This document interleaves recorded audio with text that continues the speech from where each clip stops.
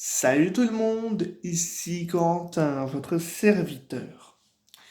Aujourd'hui, je vais vous faire la lecture de Fantastique Maître Renard de Roald Dahl, un livre qui est illustré par Quentin Black et est disponible aux éditions Fioca des premiers romans, Gallimard Jeunesse.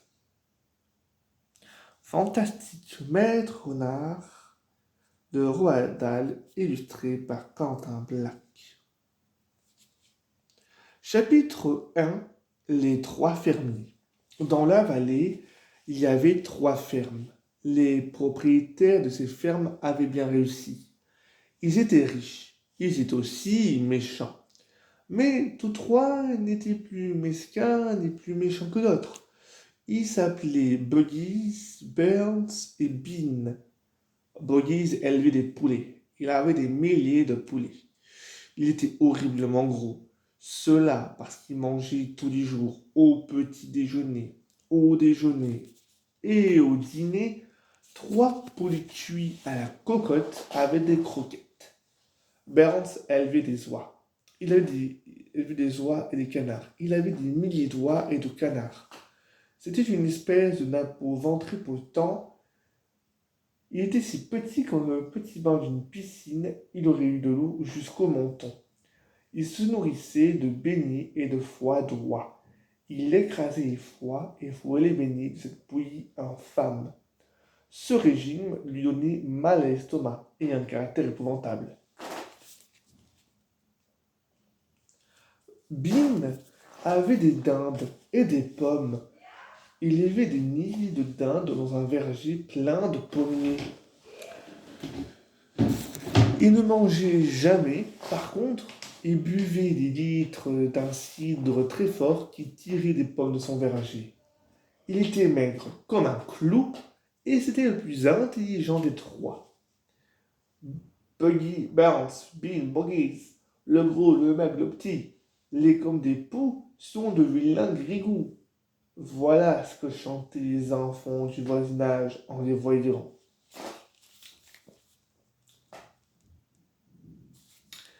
Chapitre 2. Maître Renard. Au-dessus de la vallée, sur une colline, il y avait un bois. Dans le bois, il y avait un gros arbre. Sous l'arbre, il y avait un trou. Dans le trou vivaient Maître Renard, Dame Renard et leurs quatre renardeaux. Tous les soirs, dès que la nuit tombait, Maître Renard disait à son épouse: Alors, mon ami, que veux-tu pour dîner? Un poulet dodu de chez Buggies, un canard ou une oie de chez Burns, ou une belle dinde de chez Bean. Et lorsque Dame Renard lui avait dit ce qu'elle voulait, Maître Renard se faufilait dans la vallée, dans la nuit noire, et se servait. Buggies, Burns et Bean savaient très bien ce qui se passait, et cela les rendait fous de rage. Ils n'étaient pas hommes à faire des cadeaux, ils aimaient encore moins être volés. C'est pourquoi, toutes les nuits, chacun prenait son fusil de chasse et se cachait dans un coin sombre de sa ferme avec l'espoir d'attraper le voleur. Mais Maître Renard était trop malin pour eux. Ils s'approchaient tous d'une ferme face au vent. Si quelqu'un était tapis dans l'ombre, il sentait de très loin son odeur apportée par le vent. Par exemple, si Monsieur Buggy se cachait à son poêle numéro 1, Maître Renard le flaire à une cinquantaine de mètres. Et il change de direction, filant droit vers le poêle numéro 4 à l'autre bout de la ferme. La peste soit cette sale bête, cria Buggy. Comme j'aimerais les triper, dit Burns. Tuons-le, aboya Bean. Mais comment demanda Buggy. Comment diable attraper l'animal? Bean se gratta légèrement le nez de son long doigt. J'ai un plan, dit-il. Tes plans n'ont jamais été très bons ici, dit Burns. Tais-toi et écoute, dit Bean. Demain soir, nous nous cacherons tous devant le trou où vit le renard. Et alors, pan, pan, pan. Très intelligent, dit Bean, mais d'abord, nous devons trouver le trou. Mon cher Bean, je l'ai trouvé, dit ce futé de Burns. Mon cher Burns, je l'ai trouvé, dit ce futé de Bean. Il est dans le bois, sur la colline, sous un gros arbre. Chapitre 3. La fusillade. Alors, mon ami, demanda Maître Renard, que voudras-tu pour dîner? Eh bien, ce soir, ce sera du canard, dit Dame Renard. Veux-tu bien nous apporter 2 canards dodus, un pour toi et moi et un pour les enfants? Va pour des canards, dit Maître Renard. Chez Burns, c'est le mieux. Mon... Fais attention, dit Dame Renard. Mon ami, je peux sentir ces crétins à 1 kilomètre, dit Maître Renard. Oui, mais mon ami, je peux sentir ces crétins à 1 kilomètre, dit Maître Renard. J'arrive même à les reconnaître chacun à leur odeur. Buggies dégage une odeur répugnante de poule avarie. Burns empeste le foie-doigt. Quant à Bean, des ruisselants de cidre flottent dans son sillage comme... Voilà. Quant à Bean, mon ami, je peux sentir ces crétins à 1 kilomètre, dit Maître Renard. J'arrive même à les reconnaître chacun à leur odeur. Bean dégage une odeur répugnante de poule avarie.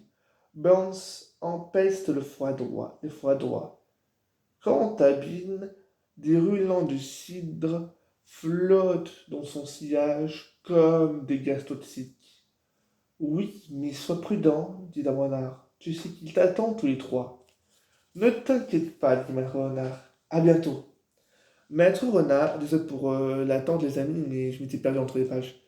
Maître Renard ne serait pas assez sûr de lui s'il s'il su exactement où l'attendaient les 3 fermiers.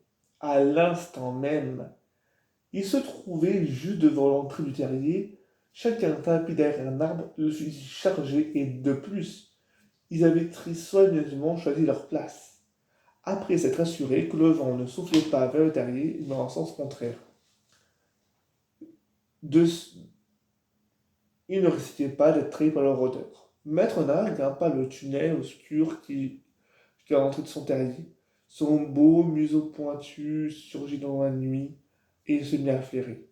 Il entra d'un centimètre ou deux et s'arrêta. Il flairait une autre fois. Il était toujours particulièrement prudent en sortant de son trou. Il avança d'un autre centimètre. Il était à moitié sorti maintenant. Sa troupe frémissait de tous côtés, humant l'air, flairant le danger. Sans résultat.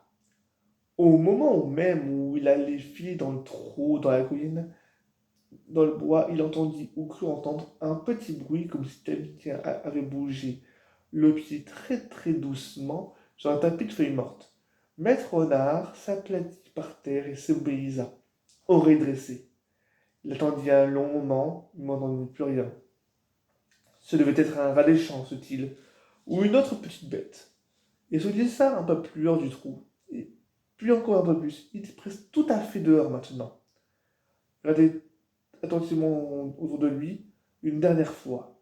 Le bois était sombre et silencieux, la lune dans le ciel, là-haut dans le ciel, la lune brillait. Alors ses yeux habitués à la nuit, alors ses yeux perçants habitués à la nuit, virent luire quelque chose derrière un arbre, non loin de là. C'était un petit rayon de lune argentée qui scintillait sur une face polie. Maître Renard l'observait immobile. Que diable était-ce donc? Maintenant, cela bougeait, cela se dressait. Grand Dieu, le canon d'un fusil.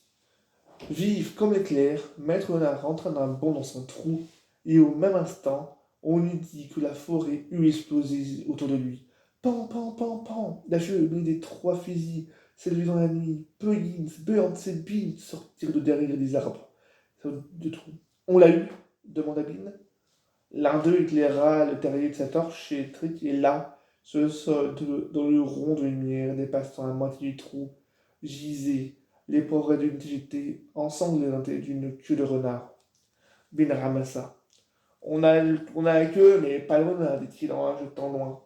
Zut et flûte cria Buggies.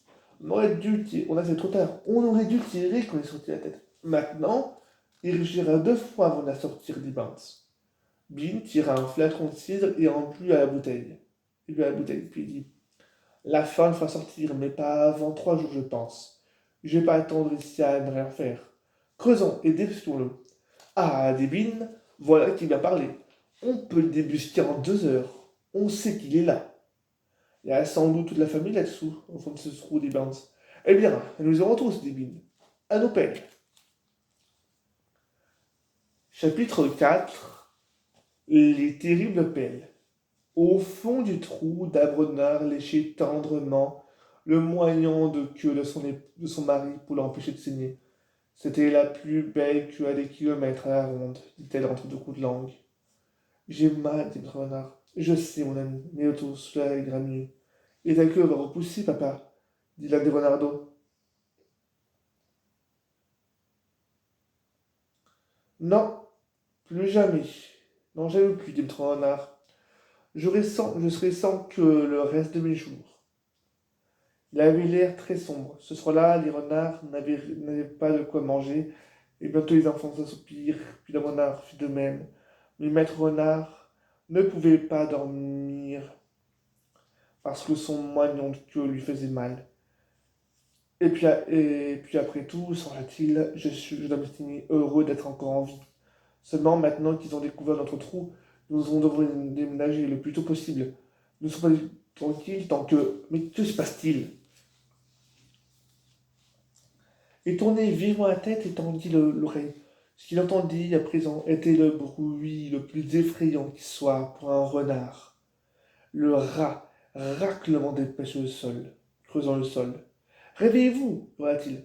Il creuse. Une renard se réveilla en un clin d'œil. Elle sauta toute tremblante. Tu en es sûr, murmura-t-elle. Sûr certain. Écoute, ils vont tuer mes enfants. C'est les cris d'un renard. Jamais, dit votre renard. Mais si, ils sont totalement. Tu le sais.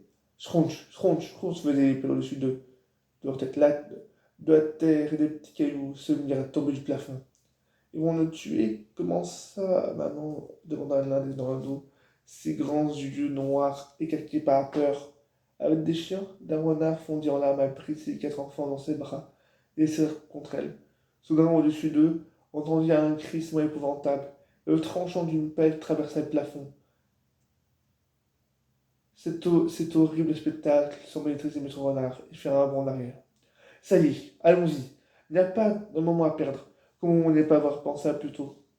Penser à quoi, papa? Un renard creuse plus vite qu'un homme, dit Maître Renard en commençant à creuser. Personne ne creuse au monde. Personne au monde ne creuse aussi vite qu'un renard. Maître Renard s'était mis à creuser à toute vitesse avec ses pattes avant, et derrière lui, la terre voltigeait follement. Dame Renard et les 4 enfants accourirent pour l'aider. Vers le bas, ordonna Maître Renard. Nous devons creuser profond, le plus profond possible. Long, de plus en plus long, le tunnel avançait et descendait à pic profond, de plus en plus profond, loin de la surface du sol. La mère, le père, les 4 enfants creusaient de concert, leurs pattes de devant remuaient si vite qu'on n'y voyait plus, et peu à peu, les bruits de raclement se firent de plus en plus lointains. 1 heure après, Maître Renard s'arrêtait de creuser. Stop, dit-il. Tous s'arrêtèrent. Ils se retournèrent et levèrent les yeux sur la longue galerie qui venait de creuser. Tout était, tout était tranquille. Ouf, dit Maître Renard. On est arrivé. Ils ne descendront jamais jusqu'ici. Bravo à tous. Ils s'assirent à bout de souffle. Et Dame Renard dit à ses enfants, il faudrait que vous sachiez que sans votre père, nous serions tous morts à l'heure qu'il est. Votre père est fantastique. Maître Renard regarda son épouse qui lui sourit. Lorsqu'elle lui parlait ainsi, il aimait plus que jamais. Chapitre 5. Les terribles pelleteuses. Le lendemain matin, au lever du soleil, Bucky, Bernd et Bin creusaient toujours. Ils avaient creusé un trou si profond qu'ils auraient pu contenir une maison, mais ils n'étaient pas encore arrivés au bout du tunnel. Ils étaient très fatigués et furieux. C'était flûte, dit Buggies. Qu'est-ce qui a eu cette idée lamentable? Bin, répondit Burns. Tous deux regardèrent Bin. Bin but une gorgée de cidre et remit le flacon dans sa poche sans en offrir aux autres. Écoutez, dit-il furibond, je veux ce renard et je l'aurai. Je ne l'abandonnerai pas tant qu'il ne sera pas mort et pendu à ma porte d'entrée. Ce n'est pas en creusant que nous le taperons ainsi. Je l'attraperons, ça c'est sûr, dit le gros Buggies. J'en ai assez de creuser.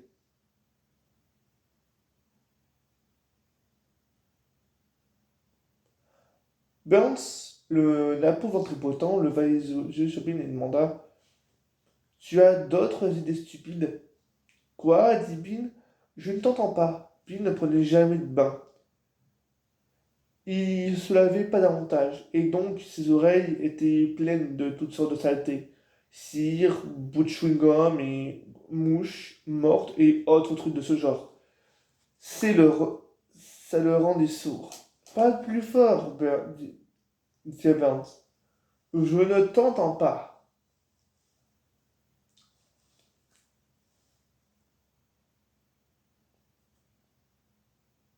D'abord, tu lui criais. Pas plus fort, dit-il à Burns, qui criait. Tu as d'autres idées stupides. De son doigt sale, Bill se gratta derrière lui. Il avait un furon et se le démangeait. Pour cette affaire, dit-il, on a besoin de machines, des pelles mécaniques. Avec des pelles mécaniques, on le ferait sortir en 3 minutes. C'était une assez bonne idée et les deux autres durent l'admettre. Alors, alors d'accord, dit Bin. Prenons les choses en main. Buggy, tu restes ici et fais attention que le renard ne file pas. S'il essaie de sortir, tire vite. Bin et moi, on va chercher nos engins. Le grand maître Bin s'est suivi du petit Burns, qui trottait derrière lui. Le gros Buggy restait où il était, son fusil pointé sur le terrain. Bientôt, deux énormes pelleteuses noires, l'une conduite par Bin, l'autre par Burns, arrivèrent en grinçant dans le bois. On aurait dit des monstres redoutables et destructeurs. Ohé, nous voici, hurla Bin. Mon renard, poursuivit Burns. Les machines se montrèrent sur la colline, arrachant d'énormes pelletées de terre. Tout d'abord, le grand sabre sur lequel M. Renard avait creusé son trou s'abattit comme une quille. De tous côtés, des rochers voltigés, des arbres tombés dans un canal glissant, blottis au fond de leur tunnel, les renards écoutaient ces grincements et ces fracas terribles au-dessus d'eux. Que se passe-t-il, papa s'écria Leonardo. Que font-ils? Maître Renard ne savait ni ce qui se fait ni ce qui se fait. La terre tremble, dit Maître. Regardez, dit l'un des Leonardo. Notre tunnel s'est rétréci. Je vois le jour. Ils se retournèrent tous. Oui, l'ouverture du tunnel était maintenant à quelques mètres. Et dans la percée en plein jour, ils aperçurent les deux énormes pelleteuses noires près sur eux. Des pelleteuses, hurla Maître Nat. Creusez, creusez, creusez à toute vitesse. Creusez, creusez, creusez. Chapitre 6. La course. Alors, entre les renards et les machines, commença une course désespérée. Comme au début, voici à quoi ressemblait la colline. Après environ 1 heure, les péteuses avaient à creuser le sol, et voilà à quoi ressemble le sommet de la colline. Parfois, les renards gagnaient un peu de terrain, et les crissements devenaient de plus en plus faibles. Maître Renard disait on va y arriver, j'en suis sûr qu'on va y arriver. Et puis quelques moments plus tard, les machines revenaient sur eux, et le grincement devenait de plus en plus, de plus en le grincement de les puissantes pelles mécaniques devenues de plus en plus stridents. Une fois, les renards virent même le tranchant d'une pelle et une de soulever la terre juste derrière eux. Continuons, mes enfants, haletez Maître Renard, n'abandonnons pas. Continuez, hurla le gros Buggy à Sabine. On va rattraper d'un moment à l'autre. Tu ne le vois pas demanda Bin. Pas encore, cria Buggy. Mais vous devez être tout près. Je le tuerai à la pelle, aboya Burns. Je le découperai en petits morceaux. Mais à l'heure du déjeuner, les machines étaient toujours là et les pauvres renards aussi. Voici maintenant à quoi ressemblait la colline. Les fermiers ne s'arrêtèrent pas pour déjeuner. Ils avaient trop hâte d'en finir. Et là, maître renard, voici Bernd en se penchant de son engin. On vient t'attraper. Tu as mangé ton dernier poulet, hurla Buggy. Tu ne viendras plus jamais rôder autour de ma ferme. Une sorte de folie s'est emparée des trois hommes. Bean, le grand sac à os, et Burns, le naouf en tripotant, conduisaient leur machine comme des fous. Les moteurs s'emballaient, les pelles creusées à toute allure.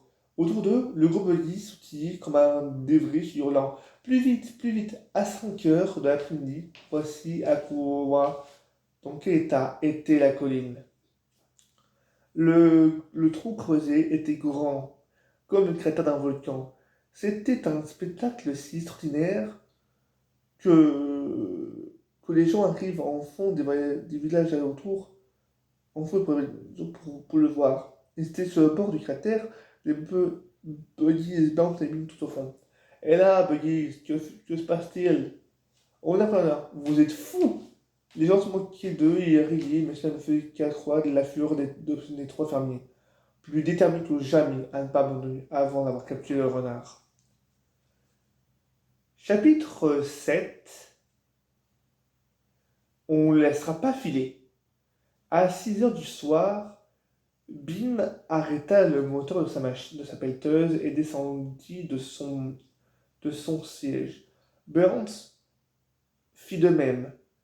Les deux hommes en avaient assez. Ils étaient fatigués et combattus d'avoir conduit toute la journée. Et aussi ils avaient faim. Lentement, ils s'approchaient du petit trou au fond de l'énorme cratère.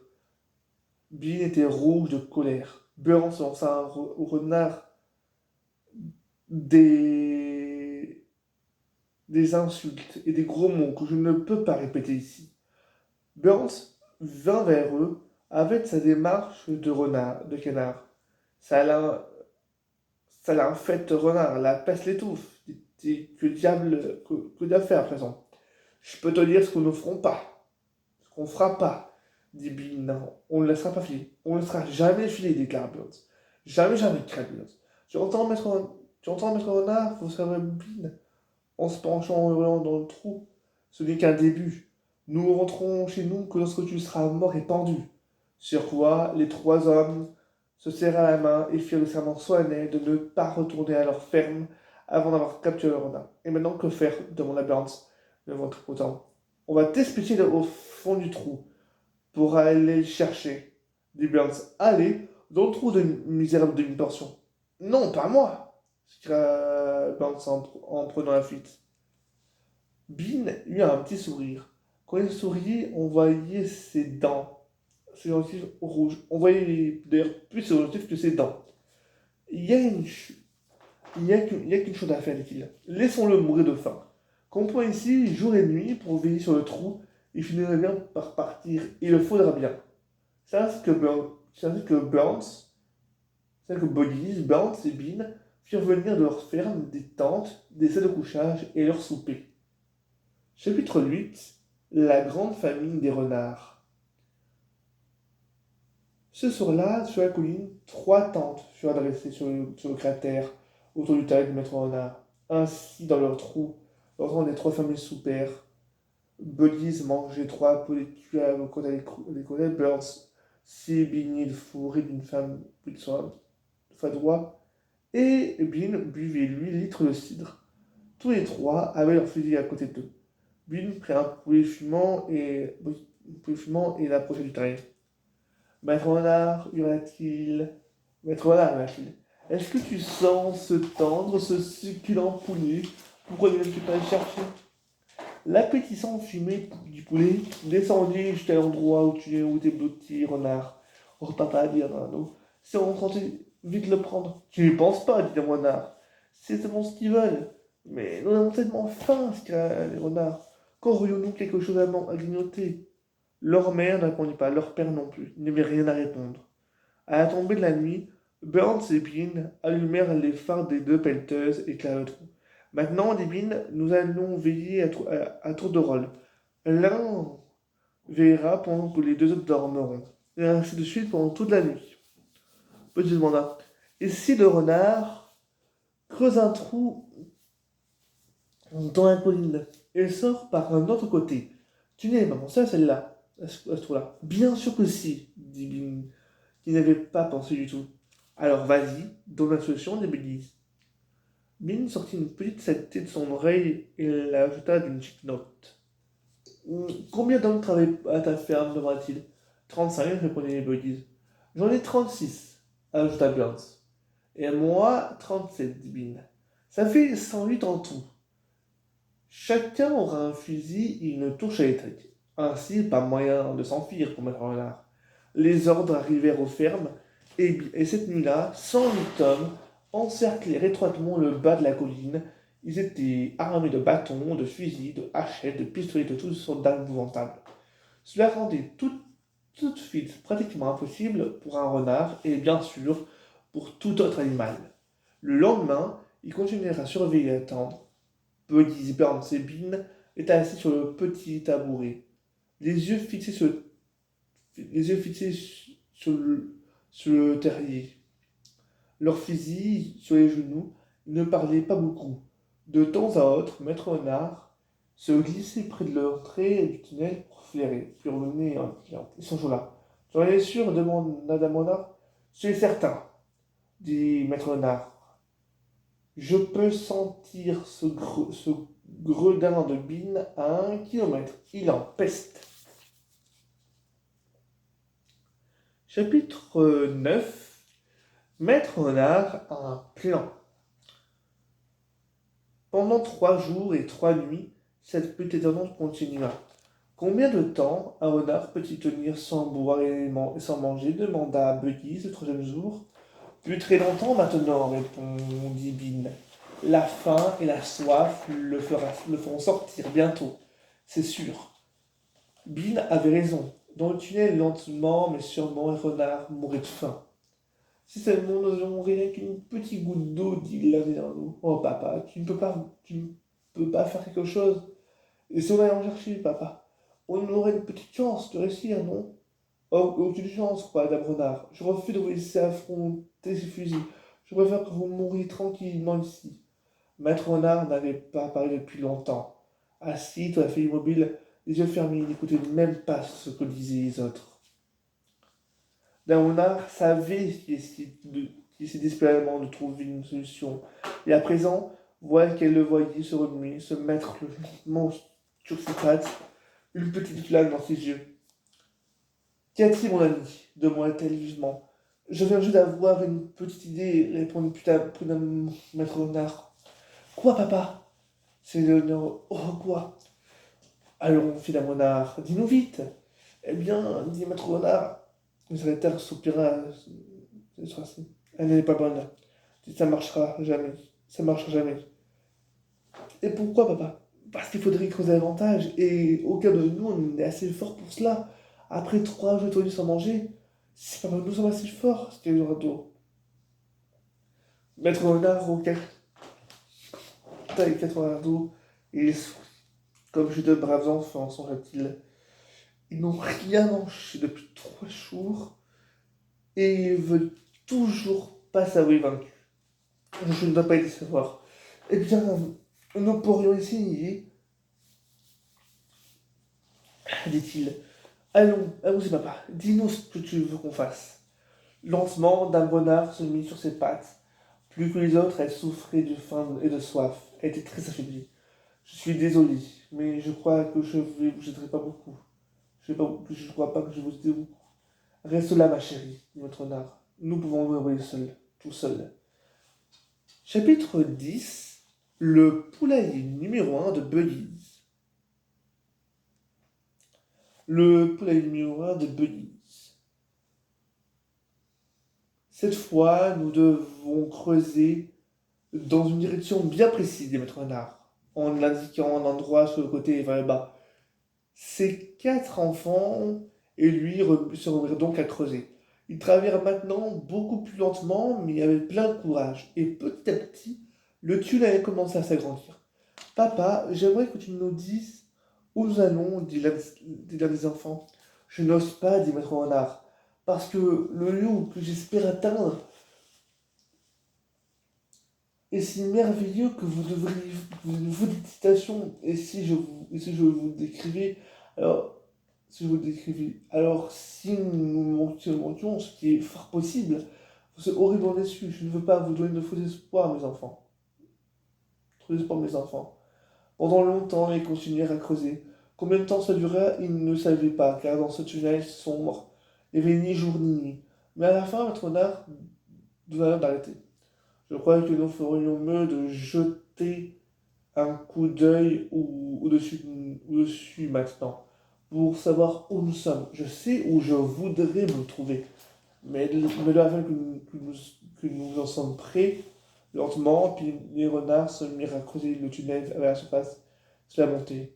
Soudain, au-dessus d'eux, de leur tête, ils reconnaissent quelque chose de dur. Ils ne pouvaient pas aller plus loin. Maître Renard redressait pour voir ce que c'est. C'est du bois, dit-elle. Des planches de bois. Enfin, ça veut dire, Maître Renard, à moins que je me trompe complètement, que l'on est juste sous la maison de quelqu'un. Restez tranquille pendant que je jette un coup d'œil. Prudemment, Maître Renard se mit à pousser des planches. Elles craquaient de façon épouvantable. Tous baissèrent à quelques catastrophes. Rien n'arriva.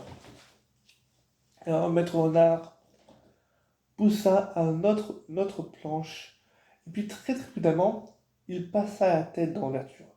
Il laissa échapper un cri d'enthousiasme. J'ai réussi, dit-il du premier coup. J'ai réussi. Il se glissa à travers l'ouverture du plancher. Il se mettrait puis une... Venez, dit-il. Venez voir où vous êtes, mes enfants. Quel spectacle pour un renard affamé. Alléluia. Les quatre renards se hissèrent du tunnel. Et quel merveilleux spectacle c'était en la présence de leurs yeux. Ils se trouvaient dans un grand hangar. Et le lieu entier regorgeait de poulets. Il y en avait des blancs, des bruns, des noirs, par milliers. Le poulailler numéro 1 de Bucky's, dit Maître Renard, exactement là où je voulais aller. J'ai tapé droit dans le mille, du premier coup. N'est-ce pas fantastique? Qu'est-ce que je suis malin?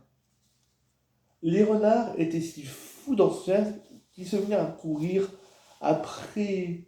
Les renards étaient si fous d'enthousiasme qu'ils se mirent à courir dans tous les sens, en poursuivant et stupéfaits. Attendez, ordonna Maître Renard. Ne perdons pas la tête. Reculez, calmez-vous, agissons comme il faut. Avant toute chose, allons boire. Tous coururent vers l'abreuvoir des poulets et avalèrent la délicieuse eau fraîche. Puis Maître Renard choisit 3 poulets des plus grasses et d'un petit coup de mâchoire les tua en un clin d'œil. De retour au tunnel, commanda-t-il. Allons, pas de bêtises. Plus vite on partira, plus vite on mangera. Les uns après les autres, ils se coulèrent dans l'ouverture du manger et bientôt, ils se retrouvèrent dans le tunnel. Son maître renard remet très soigneusement les planches à leur place. Il fit avec grand soin, de telle façon que personne ne pouvait voir qu'on les avait déplacés. Mon fils, dit-il en donnant les trois poules grasses au plus grand des renardeaux. Cours rejoindre ta mère et dis-lui de préparer un festin que nous serons de retour en un clin d'œil dès que nous aurons fini quelques préparatifs.